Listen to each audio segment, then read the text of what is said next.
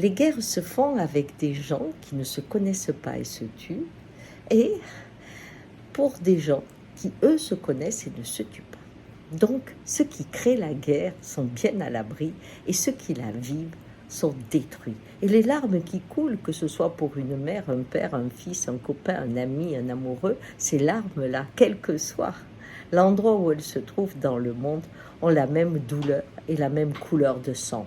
Mais comment on peut en arriver là? Parce que voyez-vous, dans toutes les religions du monde, quelles qu'elles soient, il est interdit de tuer.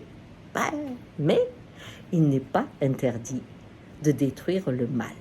Quand l'autre devient un objet qui s'appelle le mal, à ce moment-là, je ne tue pas une personne, je détruis le mal. De la même façon, en politique, l'extrême droite part d'un idéal. On va vivre avec des valeurs communes qui permettront la paix, la justice, l'ordre. On restera entre nous avec une seule vision. Et ça permet l'harmonie et l'arrivée du paradis. Alors on détruit quoi?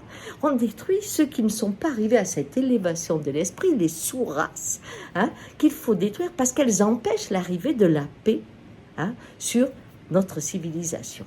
Ces deux sont deux extrêmes qui amènent des horreurs, mais ce qu'il y a de fou, c'est que l'une, c'est pour que le bien gagne, et l'autre, c'est pour que la paix et l'harmonie s'imposent. Vous voyez, dans tous les cas, il y a l'idée que le monde a une partie sombre et une partie lumière, qu'il y a des gens éclairés et qu'il y a des animaux, mais dans tous les cas, cette division du monde arrive à l'inverse dans son expression, c'est-à-dire à l'horreur.